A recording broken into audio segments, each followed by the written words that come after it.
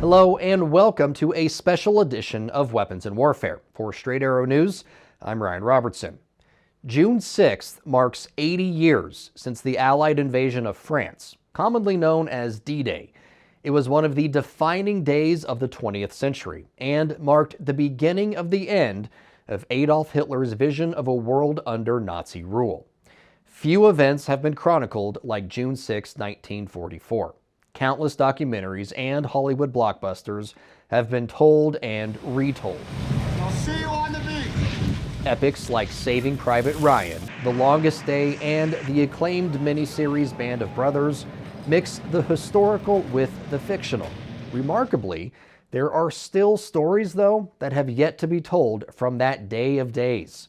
But now, 80 years on, one of those stories is finding a new audience. A journalism professor and his team of storytellers at the University of Nebraska has painstakingly recounted the experiences of World War II's first American war correspondents to set foot in France. I recently had the opportunity to visit with Gilbert and Martha Hitchcock Professor of Journalism Barney McCoy to learn more about his mission to tell the story of a man who made the jump into Normandy with American paratroopers and became the first journalist to report from the scene of the Allied invasion. Omaha-born Robert Rubin graduated college in 1939, the same year German Nazi troops invaded Poland. 5 years later, Rubin landed in Normandy, France, hours before the Allies' D-Day invasion. Allied naval forces began landing Allied armies this morning.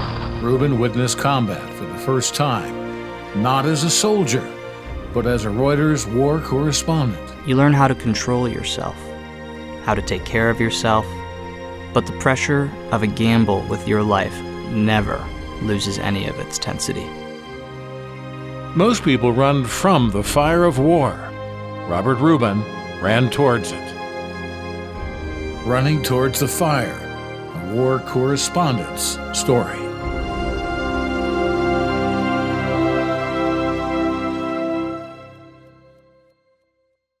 All right, Barney, thank you so much, Barney McCoy, for joining us today. You have a great documentary that just came out.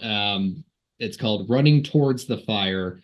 For those who haven't, we kind of prefaced it a little bit before, but for those who don't know about it, haven't seen it yet, it tells the story of a war correspondent, the first American war correspondent on the ground, reporting from the Allied invasion of France. So, we'll go into kind of all the different stories about it and everything, Barney. But really, my first question is, how did you hear about this story? And how were, you have a team of people. It took you 5 years to get this project out. Like, how did you hear about it? And how did this kind of all come together for you? Sure. Yeah. First of all, thanks, Ryan, for letting me be interviewed by you, and it's a great project I had the opportunity to work on. It really began with another Nebraskan by the name of Barney Oldfield, who was a Nebraskan, a graduate of this college, and he was a public information officer with the U.S. Army Airborne in World War II, and going into the Normandy invasion months and months beforehand. He was tasked with beginning to vet some of the correspondence that would be credentialed to go ashore during the invasion, after the invasion, and report on what was happening with the Allied troops, the U.S. troops in France, and certainly beyond that. So as I was looking through Oldfield's extensive volume of materials at the State Historical Museum, I came upon some correspondence between Oldfield and this guy by the name of Robert Rubin. I'd never heard of this guy before. And Rubin, this was correspondence that goes back into the 1950s, and they were going back and forth with each other. And that's when I really found out about Rubin's story, because Barney had recruited Rubin and 5 other war correspondents if they could go through airborne jump school. If they were crazy enough to do that and survive 5 successful parachute jumps, they would have the privilege of flying with the U.S. Army Airborne 5 hours before the D-Day invasion began behind German enemy lines, and then if they survived, to report on what was happening on the ground. So Reuben was the first of those 6 correspondents to actually hit the ground in Normandy. I think he was number 7 of the roughly 13,000 U.S. Army airborne troops that either parachuted in or came in on gliders. He was number 7 to hit the ground. I think he was two positions behind U.S. Army Airborne General Maxwell Taylor. So that's where his whole story began. Next step in this whole process was, as I was trying to get more background on Reuben, I knew about Oldfield, and I had talked about him before, and I thought he would be a great story. But then I find out about this relationship that Oldfield had with Reuben, and so I contact Reuters news service in London. Reuben was working for Reuters as a war correspondent, and so I contact Reuters and I said, "Do you have any photographs? Do you have any records? I've got a lot of the newspaper articles that Reuben wrote during this whole process, during Normandy and beyond into Germany, but I just didn't really have much in the way of photographs or really anything else to tell me much about Reuben's job as a Reuters correspondent." Long story short, an archivist in London went out to their warehouse and about a month later contacted me back. He said, "Hey, Barney, I've got some photographs. You could use these photographs of Reuben when he was a correspondent for Reuters." You must carry the burden alone, and never can you share it, or relive it, or explain it to someone who hasn't lived it. A typewritten manuscript wrapped in cellophane. Never published, it sat in the archives of the global news agency Reuters ever since its author, Robert Reuben, died in 1964. It's amazing that it's never been published to me. It's amazing that it's just sat on a shelf in a warehouse. I mean, for all these years, when the archivist said, "Oh, we found this manuscript," like, were you just like, "What do you mean you found like what was going through your mind?" Number one is, can we get a copy? Because it was like, it's like, okay, because you hear about things like this, and you think to yourself, okay, this could really be wonderful, but I need to actually find out what kind of things he was writing in this memoir. Yeah, and that's a good point. Just because it's 400 pages doesn't mean it's good, right? It doesn't mean it's good at all. Yeah, and so we did get a copy. The Reuters folks were fantastic to work with, particularly their archivist. And so they sent us a copy of the memoir. I started going through this thing. I said, this guy is basically, we want to produce a story about the important role that correspondents played in World War II. And this guy is the very personification of that, and describing in very intimate and personal details the things that he was experiencing as he was reporting to the rest of the world on what was unfolding in combat in World War II. So we knew that we had hit the jackpot at that point. And we also began trying to reach out to find out if Reuben had any surviving relatives that we could contact. And at that point, we found out that there were actually there was a niece of his out in California and some other nieces as well, but one niece in particular had the original manuscript that when Reuben had died had been passed down to her. So and it was really interesting because her name is Joan Schwartz, I'm sorry, and she said, we tried to get this published, but there was just no interest in anyone thinking that this was worth publishing. I go, well, we think it's worth publishing. We want to make it the backbone of a documentary that we're producing about war correspondence in World War II. And so anyway, she was very helpful in coming up with some other great photographs of Reuben.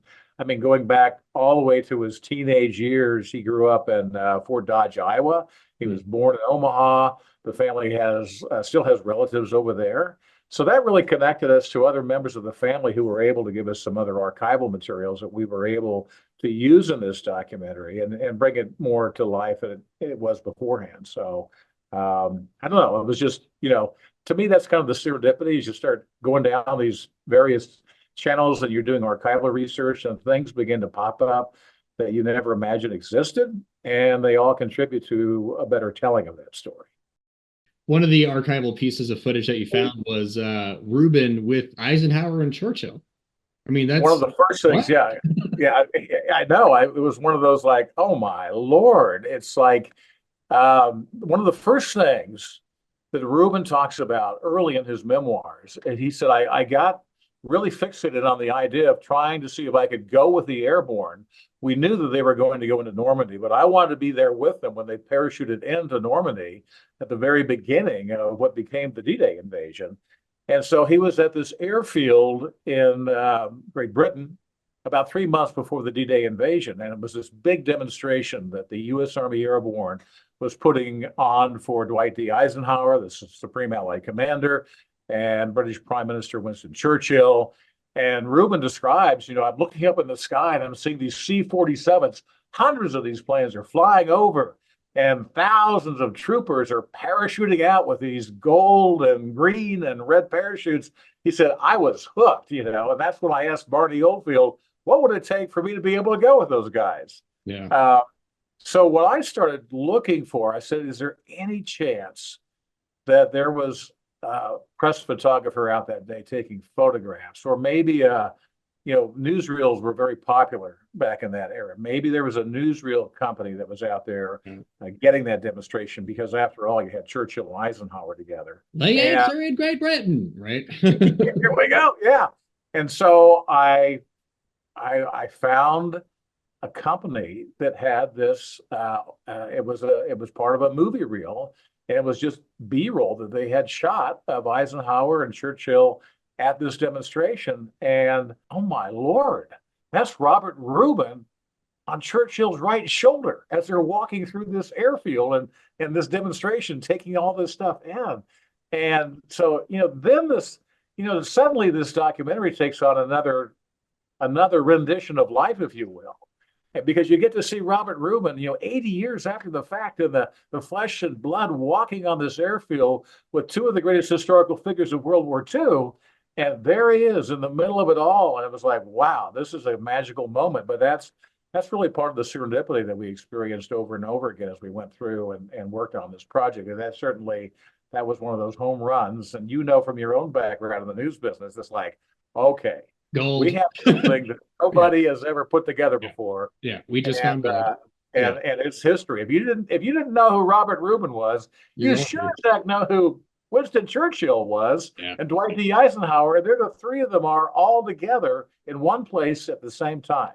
Yeah, and you mentioned he wanted to be right there with it, and that kind of leads me to my next question. He had the first story reported from the field, and it was written on cigarette paper and carried by a carrier pigeon back to the UK. Like, yeah, you read that, and think today, like I'm talking to you over the internet, right? It's an instant communication. But when you read that, carrier pigeons, like that stuck out to me as like, that's nuts. Yeah, that was another one of those interesting finds that we were able to make. And actually doing, more background research on that, it was very common that as a backup, that there were actually a lot of carrier pigeons being carried by U.S. troops in World War II, the Germans as well, the Axis troops as well, Allied troops as well, that were using carrier pigeons as a means of getting communications back home or across battle lines when radio and telegraph, anything else might be failing, or even the atmospheric conditions wouldn't allow for those signals to get through.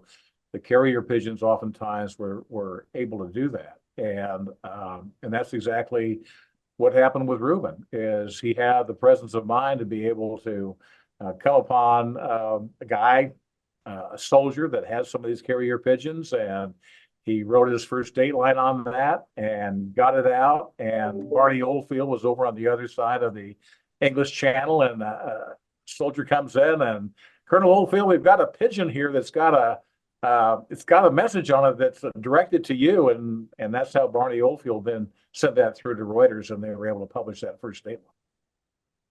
I'm sure, Barney, that you came across all kinds of just wow stories while you're reading through his memoirs.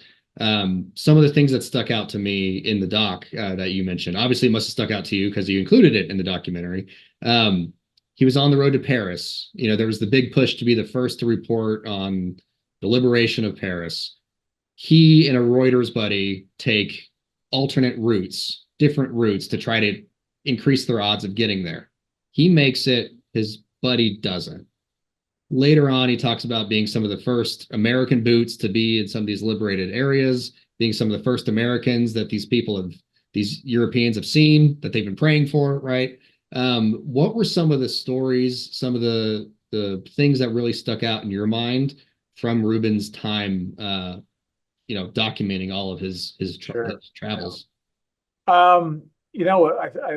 First of all, I think just the overwhelming over the period of time that he was reporting in the field, 25 years old and witnessing combat for the very first time in his life, and all the horrific things that happen in combat, and just the sheer exhaustion. I mean, literally 24 hours a day, 7 days a week. He was either in the field covering combat, or he was trying to get it back through censors, back to have it published back in Great Britain and sent around the world. I think what we really see in this program is just the erosion of the mental wear down that combat puts on anybody who's a participant in that. How you count the minutes that seem like hours and the days that seem like months until you age 10 years while living a lifetime in 2 weeks. It's a description of what it's like to be in combat, unlike most that I have seen or read before. It's very introspective and revealing, and you can almost feel the fear and the emotion and the loneliness that he talks about. It really gave me a much greater appreciation, I think, for the kinds of sacrifices that war correspondents were making, guys like Robert Reuben and so many others, hundreds of others, as they were trying to chronicle the ultimate sacrifices that so many soldiers and sailors and airmen were making in World War II as well, so the rest of the world would know about that.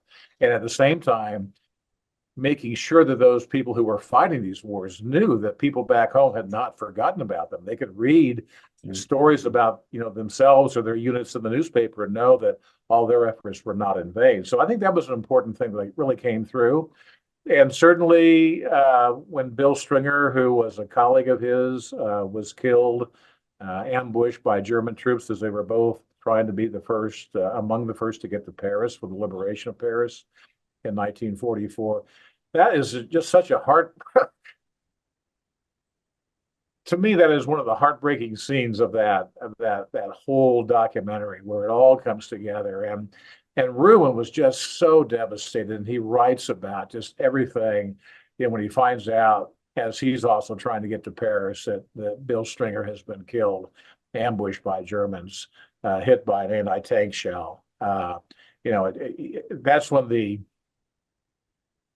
certainly the reality of war comes even closer to home for him at that point in the story. You're stunned. The wind's gone out of your belly, and there's an ache there instead. And all the time, you just can't believe it happened. He's here, and then suddenly, he's gone. Dust. Nothing. So I think that was really powerful.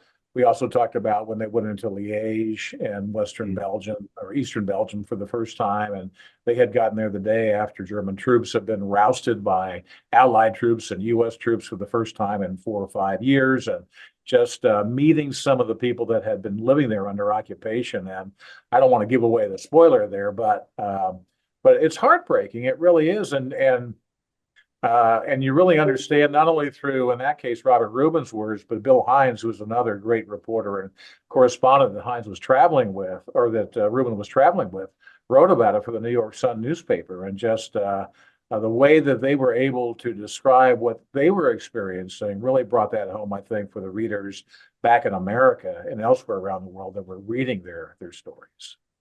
What impressed you the most about Reuben and, about his ability to carry on? What impressed you the most as you're researching him? How dedicated he was to the task of reporting, even though it was taking a terrible physical and mental toll on him. There's no doubt about that. And yet he kept coming back time and time again and doing some just amazing reporting. Not only did he witness the surrender of Germany in May of 1945, but then he's off to the Pacific. And there he is in September of 1945 on the USS Missouri, again, writing about and witnessing Japan's surrender to the United States on the USS Missouri. And he had done writing even beyond that, too. So I just say his dedication as a journalist to really seeking out the truth and trying to tell a story that would keep people informed, that would make them aware of the kinds of sacrifices that men and women for this country and other countries, our allies, were putting forth as they fought these two wars on basically one war, but on different fronts, and Japan and the Axis powers in Europe as well as Germany, too. One of the things that stuck out to me in your documentary was this idea that Eisenhower had a speech written just in case D-Day didn't go the way that it did. In the hours before D-Day, General Eisenhower was still unsure if the Allies could get a foothold in Normandy against the strong German resistance. If the attack failed, he planned to release this letter to the public.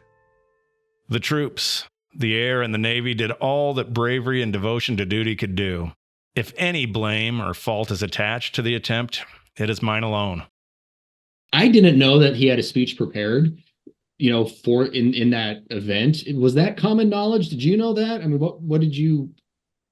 It certainly is something that more and more people have become aware of over the past, several decades. And it's really interesting too.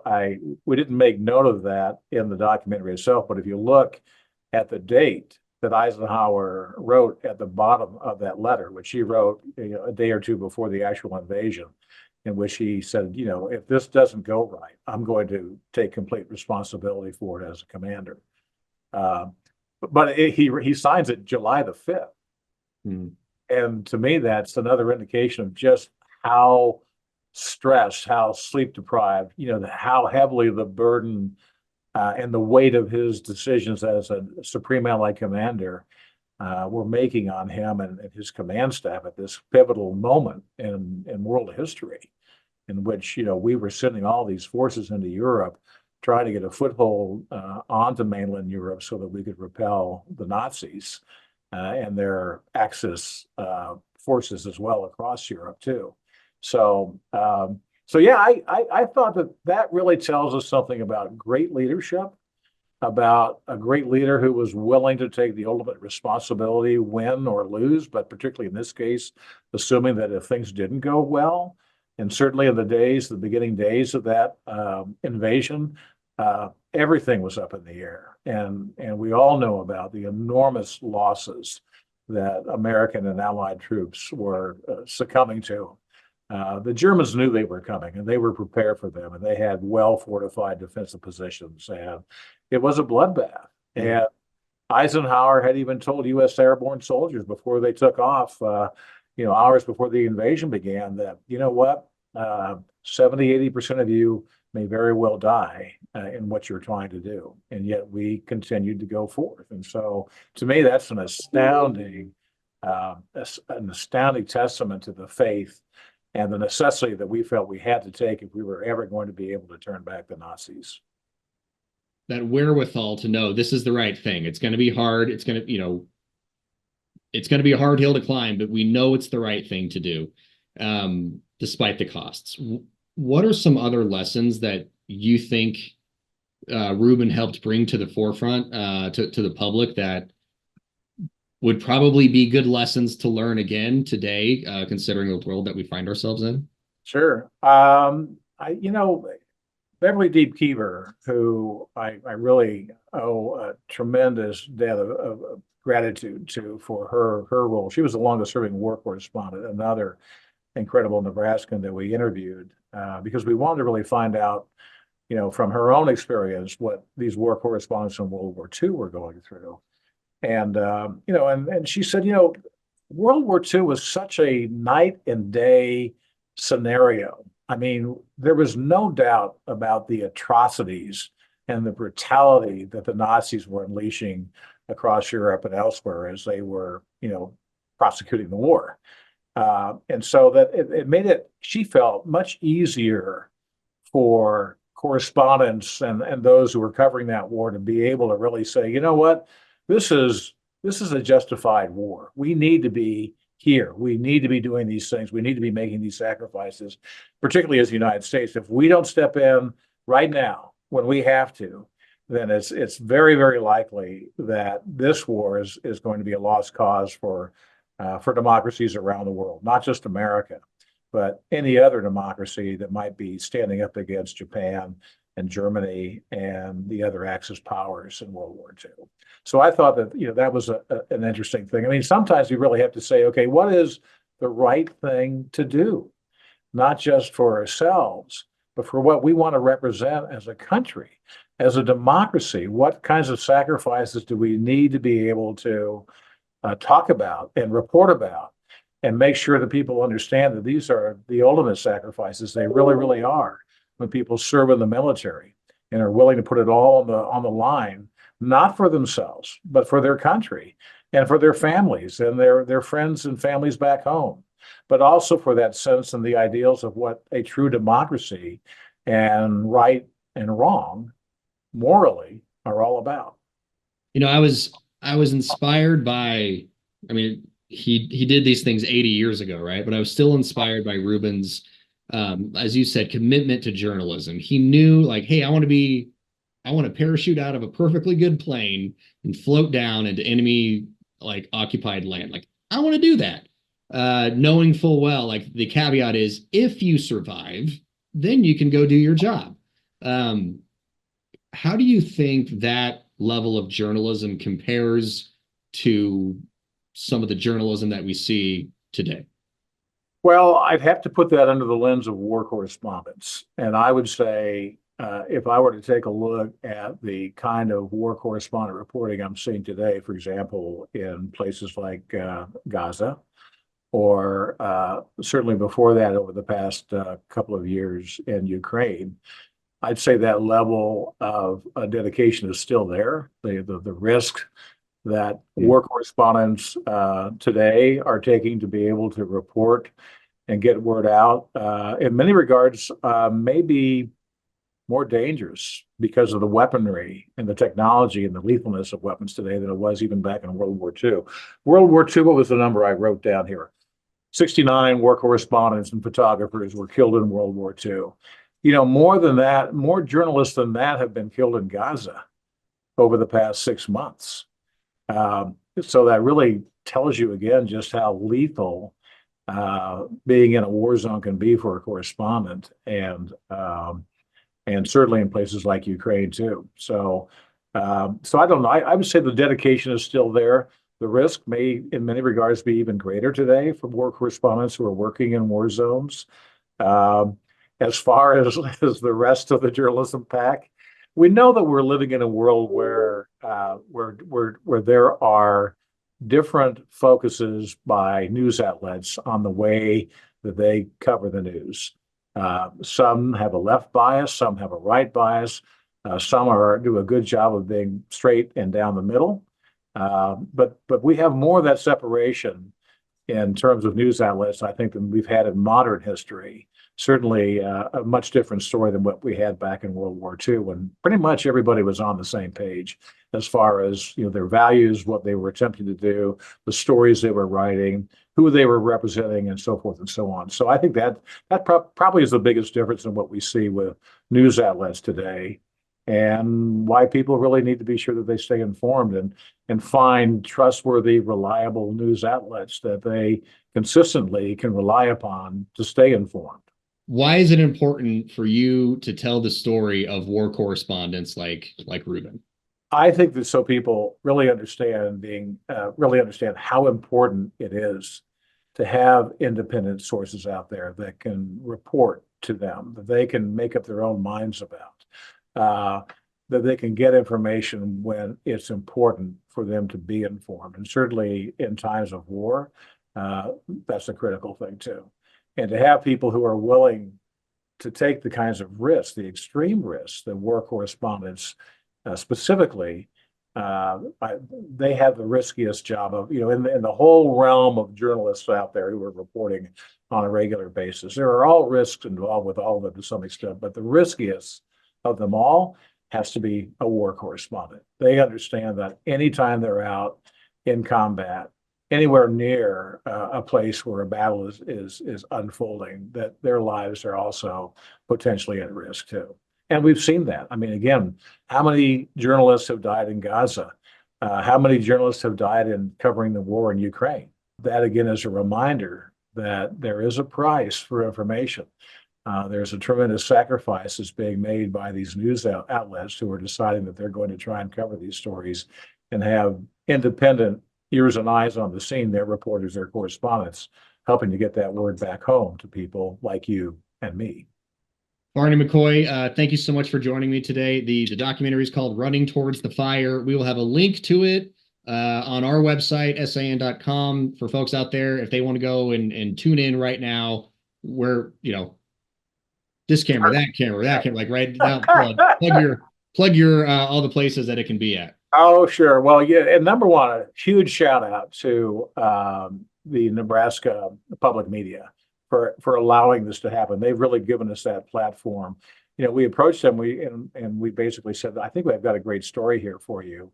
And the process. You have to go through and still raise funds. Mm-hmm. You have to do numerous script treatments. It's an incredible process, but they've been so supportive, and they've given us that wonderful platform to be able to share this documentary through. So, and you can go to their website and watch the video on demand.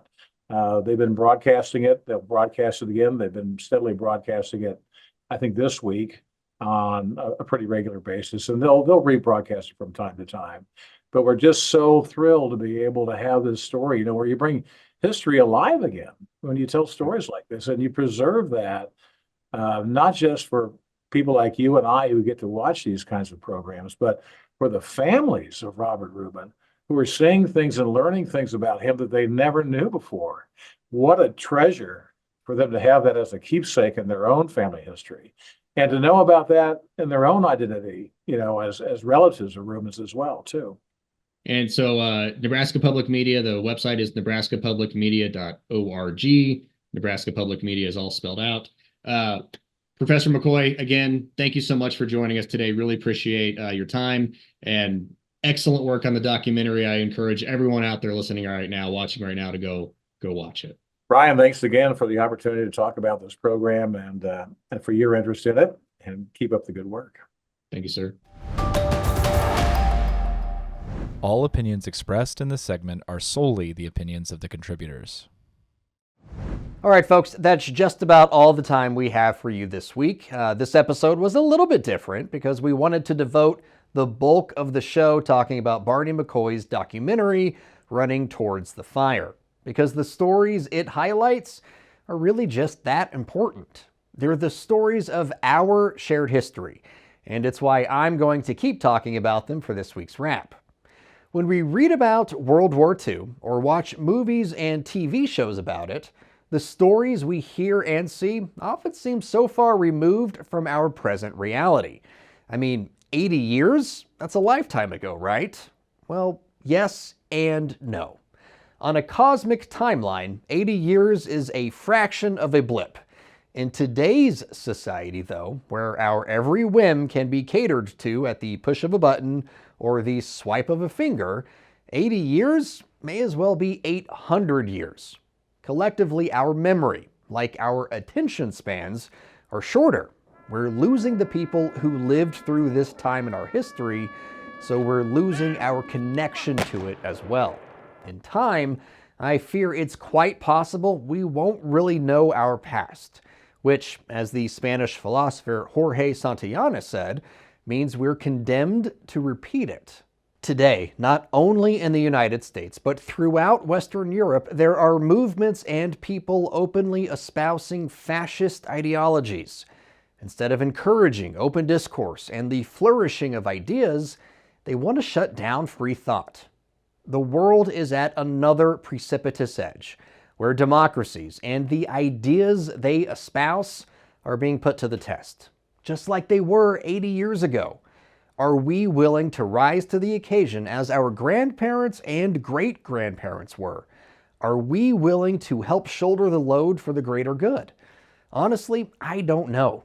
But as long as there remain people like Barney McCoy and his team of researchers reaching back into our past and finding the stories we still need to hear, then I'm hopeful.